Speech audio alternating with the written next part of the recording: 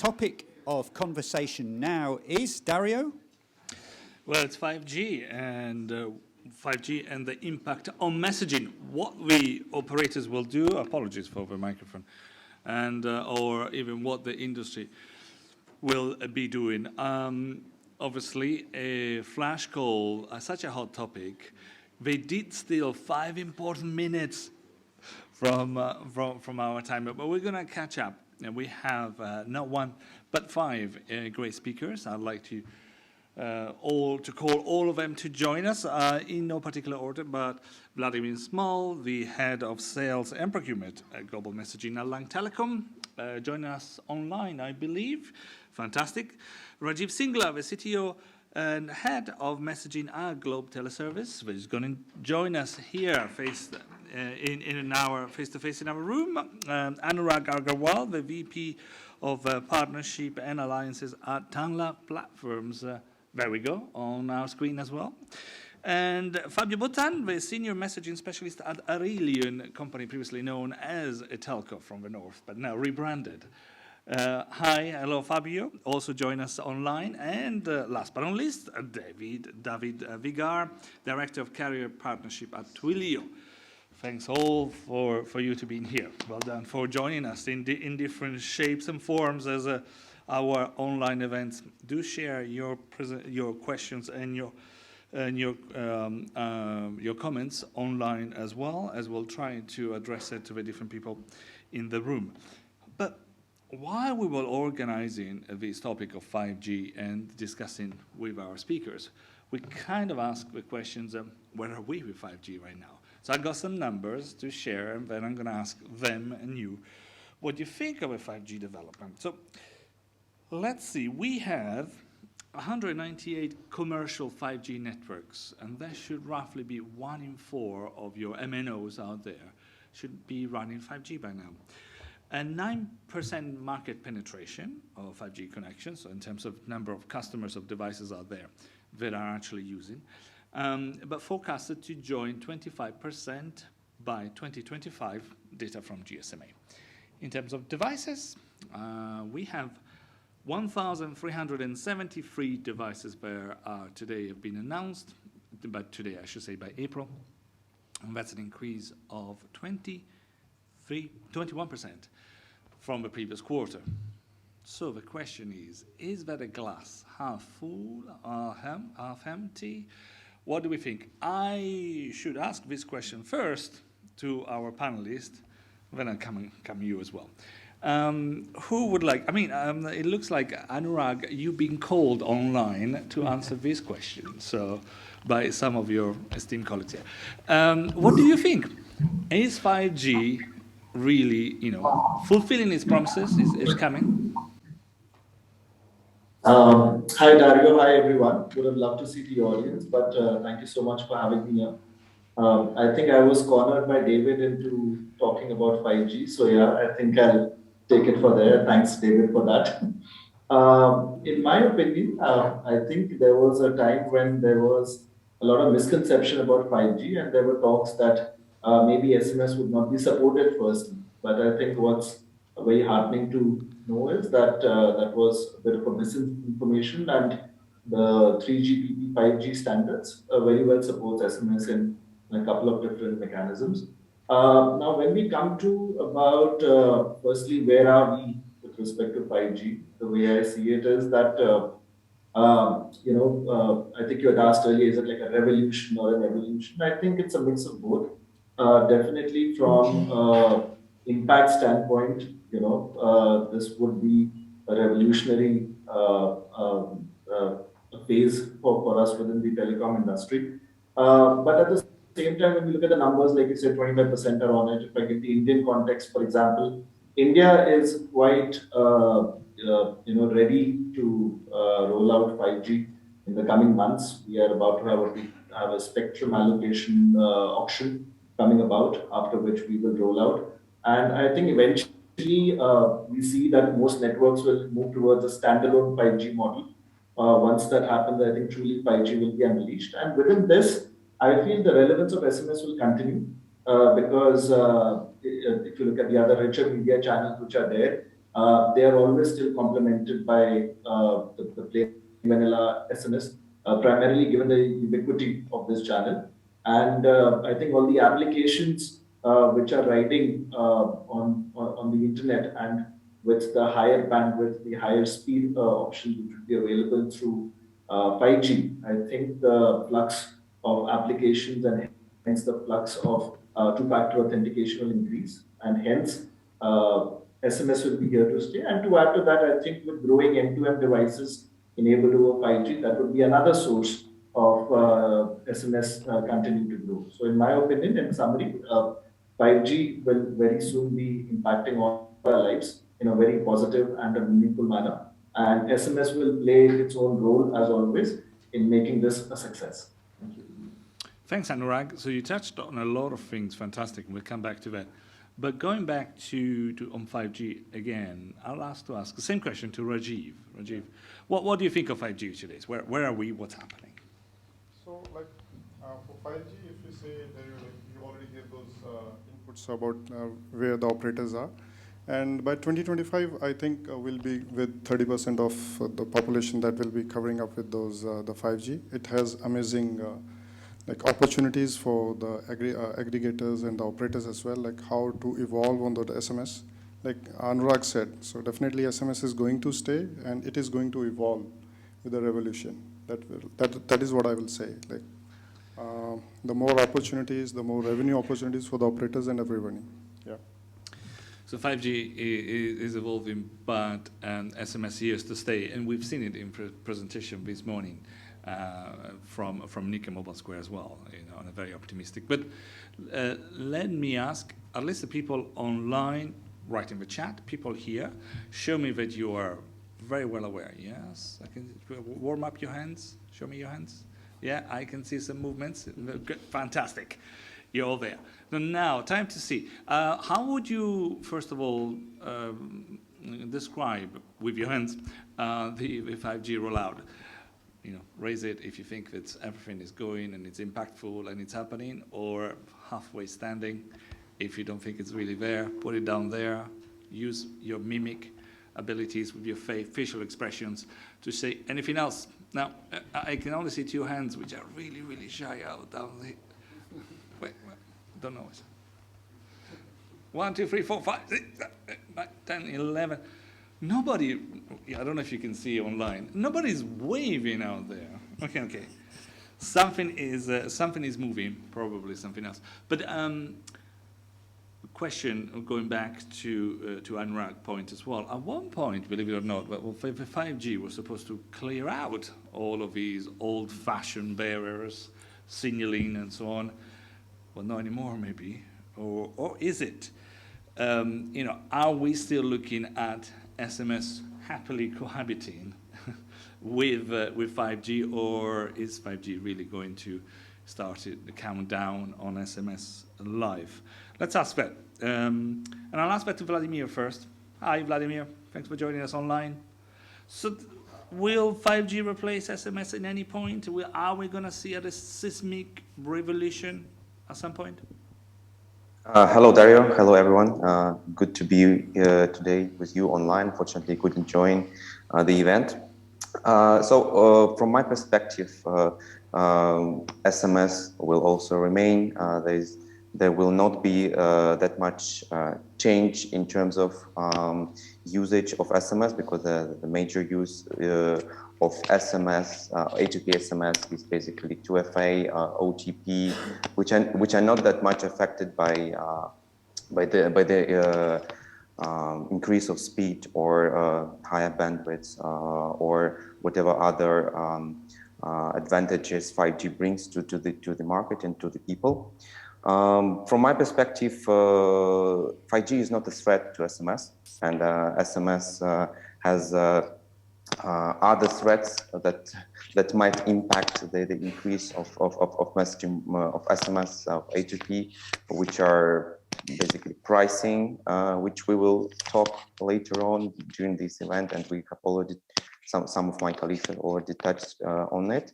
And obviously fraud. So the security of the channel is really, really important. So from the other perspective, we have seen that during the evolvement of internet technologies, SMS was always growing, and Mobile Squared has shown it during their presentation as well. And my opinion is that SMS will keep on growing while 5G technologies are being introduced and being available to more people. Well, thanks, Vladimir. Let me ask Fabio. Fabio, you're not on the side of the operators kind of choosing 5G, but you are the carrier of carriers. You're delivering the network. From your perspective, what's happening with 5G and SMS? Changes? No changes? Hello, everybody. Good afternoon. Thanks for the invite.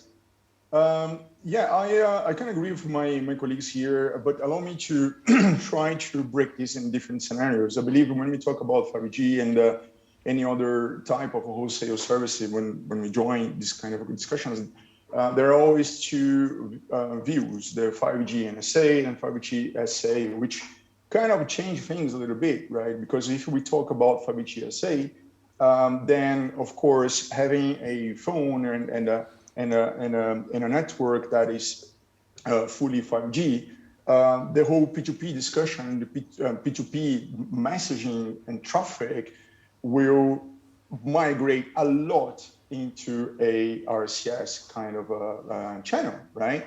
So that would affect on the P2P messaging. But on the A2P, that can also bring some sort of value because of the enterprise communication and how the enterprise will promote better conversational interaction with the 5G users, right? It doesn't mean that the SMS will disappear. I don't think so. I still believe that, for example, for a simple 2FA kind of a service, SMS will remain extremely important and will still be the main channel to deliver this kind of activation codes. So it will I think it will have some effect, mainly on the P2P side, but on the A2P side, I still think, and I agree with my colleagues, that SMS will remain a very important channel for the service. Interesting point from Fabio, saying, well, let's start dividing P2P from A2P. The two things could be very well different. Now, let me ask now, David, from Twilio, what do you think of the potential of 5G over SMS? Yeah, I don't see a huge impact that 5G is going to have on SMS, to be honest. If I broadly divide the A2P SMS world into two very broad buckets, you've got your security, authentication type use cases, and the channels that's going to migrate to, digital identity, don't rely on a 5G network. The other half, which let's call it engagement, and that encompasses marketing, it's conversational commerce, that's not largely on the SMS channel today. Certainly the potential of where it could be is not being realized by SMS because SMS is such a simple channel. The growth there is going to come from these various rich messaging services, whether that's WhatsApp or RCS, and we'll see, or some of the P2A native channels such as instant messaging or Google Business Messages. And really, I think 5G can have an impact in those areas in two ways. One is for things like RCS, you need to have an RCS-enabled device. And 5G, I think, will spur some consumers to upgrade their handsets to a 5G handset. So actually, I'm finally going to upgrade to a 5G handset this summer, partly because of the increased capacity on 5G. I'm on iOS, so I won't get the RCS piece, but that's another matter. But certainly, yeah, I think that there'll be that growth. But I think the other area with those rich messaging channels is, and one of the great things that 5G, and the thing that really gets me excited about 5G over 4G and 3G is not the speed, because let's be honest, speed on 4G is actually pretty good. You can watch a movie on 4G, no problem. It's like my home internet. I've got a choice between 50 meg on BT or 250 meg on Virgin. There's no difference to me between the two. The bit that gets me excited about 5G is capacity. If you think about a train station, so I commute from London Euston Station, which is a horrible 60s building. There is full 4G signal in that station, and I cannot get a data connection because there are too many people. one of the great things that 5G I'm hoping will solve is actually giving people in those high-density environments the ability to connect to the internet. So if you think about train stations and sports stadiums, and some of the interesting conversational commerce use cases that can exist, for example, in a sports stadium, the rush to go and get a beer at half-time at a football game, you see people standing up 10 minutes before the end of the half to beat the queue. Wouldn't it be a great experience if you could make your order and it's already waiting for you when the half-time whistle goes? With a data connection, you'll be able to do that. And that, I think, is an interesting area where 5G could be really interesting. So I think in those areas in which messaging, I can see 5G having an impact. I don't see it making a huge impact on SMS. Well, time for you to tell us as well. So don't be shy. Do you think that 5G is going to have a positive or negative effect on SMS? Raise your hand for positive. Show it. Yeah, you're not shy. Oh, you're so fast. Go back. Show me a bit more. No. Raise it. It's a good exercise before lunch, guys. Yes. I think there is a bit more of decisive. But what about all of it? Because the majority of people don't have their hands up. So are you thinking it's all negative? Or you don't know? Okay, raise your hand if you think there's a negative impact on 5G on SMS. Oh, we got somebody. Shall we get a comment from out there? Yes. Let me make sure that I put all of my colleagues, are now scrambling around trying to find a microphone. Oh, yes, coming a second voice. Introduce yourself, please, and here we go. Yeah, I can hear some noise. Yep, so the people that usually have a different opinion have to be called out, huh? That's the way it works. Yeah, absolutely. Especially a math. No, I believe the idea for SMS as the means for verification and two-factor authentication has been because of its ease of use and ubiquity that no matter what device you have, it is. 5G, as David mentioned, is quite large in capacity, and we will no longer be, I believe, authenticating just the mobile number, but will actually be able to authenticate the person and the person that actually is holding the phone, either via images or a video call or more of the use of the internet that 5G actually offers to provide a better security over the plain SMS version. And that's actually, as a lot of people were talking about personalization of the service, you don't have to actually just identify your mobile number and then they ask you what's your name. So all this information and points that the high capacity and quicker internet will offer anywhere will be able to offer better means of verifying the customer rather than just the mobile number that we use right now. That's my opinion. Okay, so the richness of 5G and the services around 5G might give us some impact, who knows. But we will see in a few years. We'll probably have these sessions and ask again. But without going more in details on 5G, I'd like to ask on what was supposed to be coming hands in hands with 5G. Chinese operators call 5G messaging RCS. So what about the RCS promise out there? We talk about RCS a lot, but it's really, the question is it evolving with 5G? Is 5G really ushering? Is something really changing in terms of RCS versus SMS? Can I ask that to Vladimir? From my perspective, it is very important for the business to understand the advantages that RCS brings, and if RCS will be launched within the more territories, and then we have a good coverage, well, de facto it will have a lot of consumers because it's going to be a native application for all Android devices. But if businesses are not using this channel, if they do not well aware of it, then there will be no success, and then there will be not much traffic, not much SMS happening over this specific RCS channel. So I think there's a lot to do on this, on educating the market, on educating the enterprises on what are the advantages and how do they use this specific channel?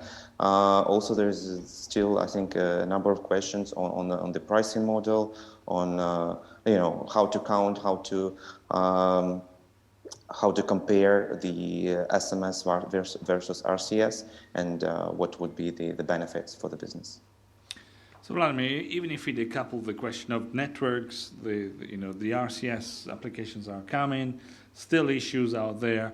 Let's ask to David as well. Those OTT, are they here still threatening the operators, or is RCS coming to the rescue? As a former Googler, it pains me to say that I'm currently not very excited about RCS. And I actually don't share Nick's vision on the slide he showed earlier, with RCS, I think, taking a slightly larger wallet share over the next 3 years than WhatsApp, for example. Sorry. Sorry. Okay, so I misread that. But I think there was still a reasonable market share for RCS. Okay. In the OTT sphere. Sorry. Okay. Well, last time I referred to Nick's analysis. I certainly don't see RCS as really taking off at the moment, and the reason for that, certainly looking at it through a Twilio lens, there are barriers that we all agree on. User-based adoption, iOS in markets like Australia, Sweden, UK. iOS is north of 50% in at least 2 of those markets. That's a big challenge for enterprise. Yes, brand awareness, although I'm not too worried about brand awareness, because myself and my fellow panelists, those service providers who've gone on the RCS journey will be doing that job for the ecosystem. The big challenge that we see at Twilio is globalization of RCS. We see that RCS is part of the rich messaging ecosystem. As a business, you have a number of ways to communicate with a user. Many RCS users will also have at least one of WhatsApp or Viber, or in China WeChat, or in Kakao in Korea, or Line in Japan. So RCS is, unlike SMS, RCS is not the only way to reach that user. There is going to be competition for channels. And if you're a business, if you want to access users through these rich channels, you have to get approval. You can't just turn up to WhatsApp and start sending like in the good old days of SMS. You need to get WhatsApp to approve your agent, and they need to check that it's a good user experience and that you're not some scammer. They need to verify that you're the real business. But that's one bit of paper for 2 billion users. With RCS, it's 1 bit of paper per brand per mobile operator, and that doesn't scale. And I don't see a global brand launching RCS because they need to fill out 300 bits of paper. And for a service provider like Twilio, it doesn't operationally scale to fill out 300 bits of paper for every customer that we have. And we serve hundreds of thousands of enterprise globally. And that, for me, is the biggest barrier to RCS rollout, is that operational fragmentation. We're seeing green shoots of operators trying to figure it out. In the UK, the main 4 mobile operators have created 1 piece of paper, which will enable the agent to be onboarded across all 4. I heard that could be starting to happen in a few other countries, but even then, that still brings us down to 1 bit of paper per country.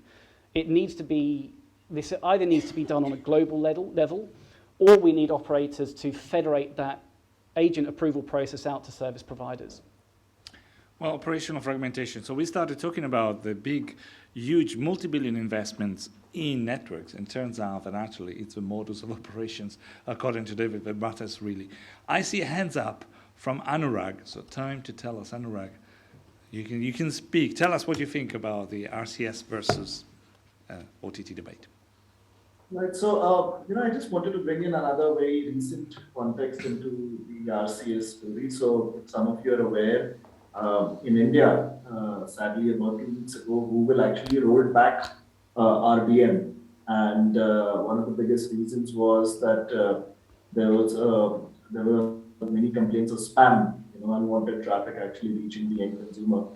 I think partly there were issues around the monetization model, the commercial model, how to manage the frequency, and some other aspects around it.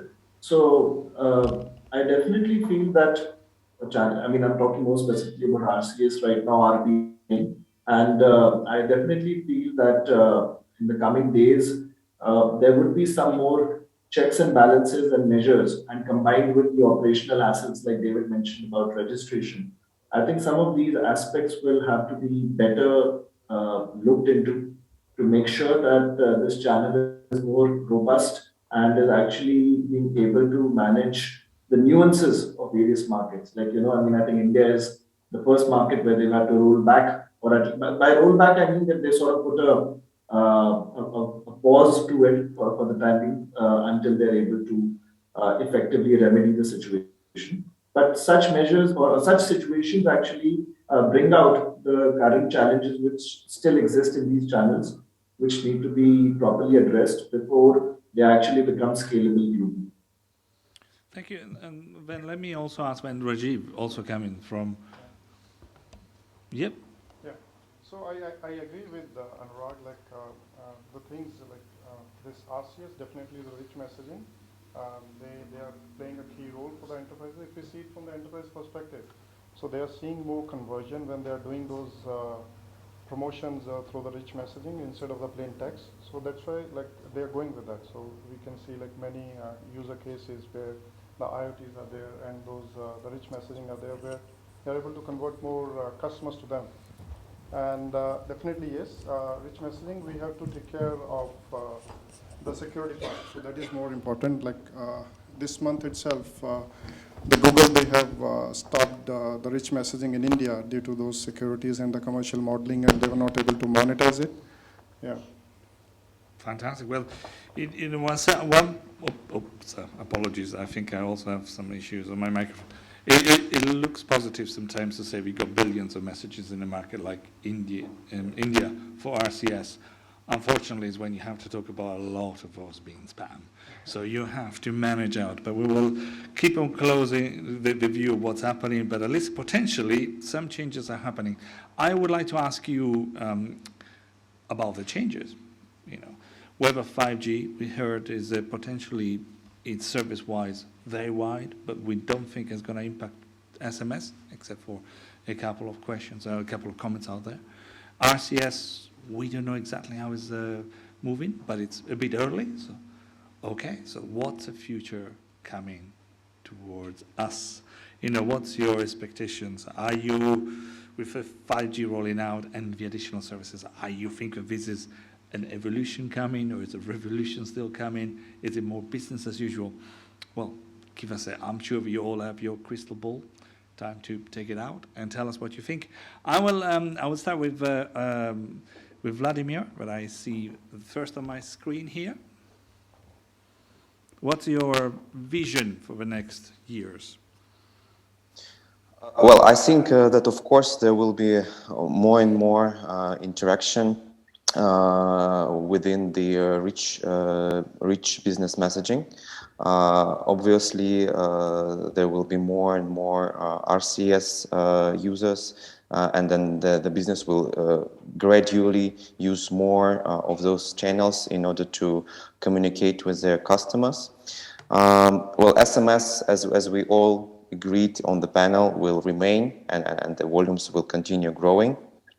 But due to some threats within SMS channels, such as the price increases, as well as fraud issues, I think that there's a possibility that if nothing changed from that perspective, there will be more and more use of alternative channels or alternative messaging channels, and this will be like an additional factor that will help the OTT messaging and RCS eventually to grow and expand if those channels will be more secure and the pricing would be more fair.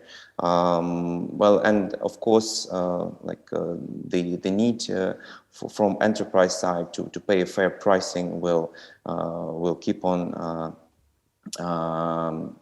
We'll keep on growing the number of messages through voice channels, such as OTP, voice OTP, as has been previously discussed during this event. Thank you. David, what do you think that the future is bringing? I certainly see the growth in rich messaging. Again, more in that engagement space. I think and I don't see that impacting SMS. I see a huge evolution in the identity space, and that's now the area that I work in.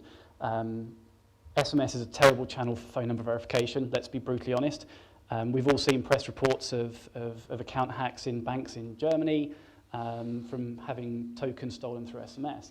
And that's going to migrate to much more secure, much more user-friendly channels, and also open up, it's also going to open up additional signals coming out of mobile operators and other sources that give us that a better picture of whether transactions are safe, that kind of thing. And I think that's where we're going to see the migration, the big migration away from SMS A2P over the coming years. Migration. Thanks, David. Let's ask Fabio to join us as well. Fabio, your crystal ball now.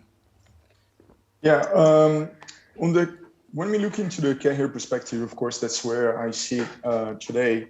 Of course, RCS is if we could ask any mobile operator, we would say that they would put all their efforts on RCS, because that makes totally sense for the mobile operator side. So that is fine. But fortunately or unfortunately, I think the power of the choice remains with the final user. So the final user in the end will be the one driving this evolution from what is the SMS today into different types of communication channels. And I think I mentioned that, well, I'm pretty sure I mentioned that in other panels. I'm pretty sure that there's someone coding right now, which will be the next pretty big OTT that will carry a lot of messaging here and there, and with different types of interaction between the enterprise and the final user, or even on the P2P space. So I see, to be honest, RCS as a channel that, of course, preferable for the MNOs, but the power remains with the final users. So like we have today, SMS or MMS, but people still use a lot WhatsApp for P2P communication and sharing pictures and different types of media. I believe the evolution will continue. RCS has a strong position as a native standard for the 5G. That is fine, okay, but it doesn't mean that we will eliminate the other channels, right? So RCS has a really tough time ahead. And I still see new OTTs coming, or even the ones that we use today evolving together with the technology. That's the way I see it. Thanks, Fabio. I think I'll let you take this question as well. Yeah, so like SMS is here and it's going to stay. Like it will evolve with the revolution. That is what I can feel. Yeah, so it is going to evolve with the revolution, and definitely it's going to bring in more opportunities for all the industry partners, be it the aggregators, or be it the operators, or be it the enterprises. We have been having those studies, like only like 1% of those enterprises, they're using SMS as a communication for promotions. But definitely this rich messaging, once they're seeing like more conversions and the more business coming in, and they're going to use it more. That's what 5G is bringing. 5G is nothing but on a millimeter spectrum or wave, we have more of the capacity and more of less of the latency. So wherein we can, David was mentioning about the football match. So there's a user case wherein we can have the 3D view of the stadium, and people can watch it at the home, and they don't want to queue up at the football match. Yeah, so that is like how the 5G is going to, the role 5G is going to play, and definitely SMS is going to be there for years. Yeah. Fantastic. We might be soon see the impact of 5G. Hopefully, we will see an impact of better of our microphones and network as well. Apologies to everybody that is joining, but it's all happening. All the evolution is coming towards you. One final opportunity to round off his question is to Anurag. Anurag, can you tell us about your vision of the future? Yeah, so thank you. I think making me conclude. So, I mean, on the record, I'm not a 5G expert, so just want to put it out there. But what I can definitely say is that I think my fellow panelists have largely covered anything and everything related to how 5G will expand in the coming days and how applications will come in. I'll just take a minute to just touch something and expand on what Vladimir was saying. Adaptive Mobile actually came out with a very interesting study about 5G and its impact on SMS and the possibilities of increasing fraud. And it was very interesting to see that today operators bank upon human beings to alert operators about any spammy traffic entering into their handsets. And that helps the operators actually track the sources of spam and the origination. But what's interesting is that when IoT comes into play and when you have machines talking to each other, there might be a possibility that a lot of spam, fraudulent traffic, which starts coming onto these devices also, is not effectively captured by these devices and alerted to mobile operators. That could lead to another growing possibility of fraudulent and spam traffic. So maybe it's just a bit of a contrarian view that that is some aspect which needs to be better managed, because with new good things coming in, there is always a certain element of nefarious elements playing in their role in anything. So from that perspective, I think that needs to be better looked into. But yes, overall, I think with the growth of 5G, one would expect to see a further burst in traffic for SMS for sure. Thank you. Thanks, Anurag. We're running just 1 minute late, given that we started with 5 minutes delay. Well, I think we've done very well. However, we are just in front for people here of for your lunch. So let's see if we have anybody which is brave enough to say, I have 5 questions. No, but we do appreciate questions. Anybody? No, I know that there is one online. But I'm in the interest of this community to go and feed. Welcome. We'll go straight away. I'd like to say thanks to all of our 5 speakers. Thanks very much for joining us and to play along our future gazing with us. Also, a big thank you to LANCK Telecom for being our sponsor for this session. We will now break up for lunch, and we'll see you soon online and here in about an hour. Thanks very much. Bye-bye. Thank you very much.